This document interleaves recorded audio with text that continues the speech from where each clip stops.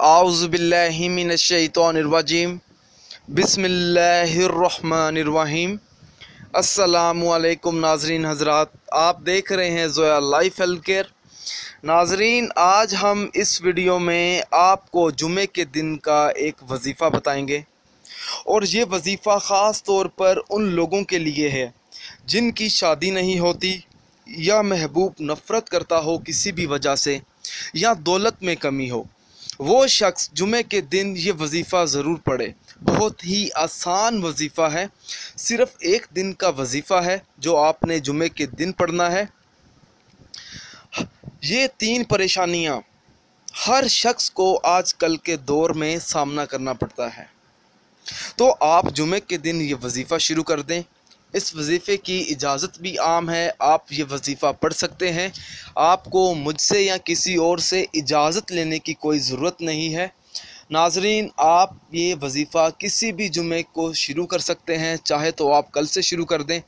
आपको जो जुमा मुनासिब लगे आप उस जुमे के दिन ये वजीफ़ा पढ़ सकते हैं।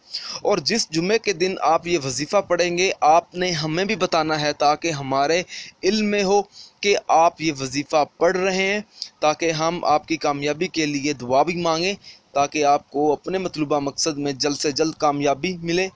नाजरीन, आपने वजीफ़ा इस तरह से शुरू करना है, जिस जुमे को आप वजीफ़ा शुरू करेंगे उस जुमे के दिन आपने किसी भी नमाज के बाद सबसे पहले 41 बार आयतुल कुर्सी पढ़नी है।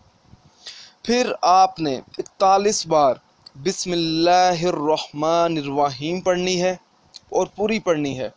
41 मरतबा आपने अल्लाह ताला का इस्म मुबारक या रहीम 41 बार पढ़ना है।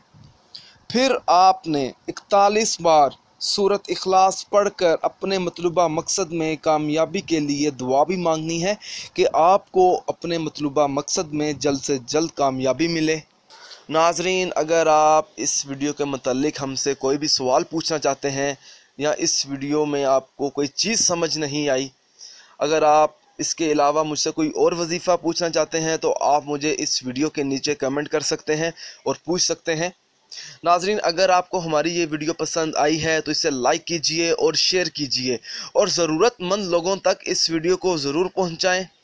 अगर आप इसी तरह की मज़ीद वीडियोस देखना चाहते हैं तो हमारे channel Zoya life health care को सब्सक्राइब करना हरगिज़ ना भूलें, ताकि आपको आगे आने वाली वीडियोस की मालूमात मिलती रहे। जज़ाकल्लाह।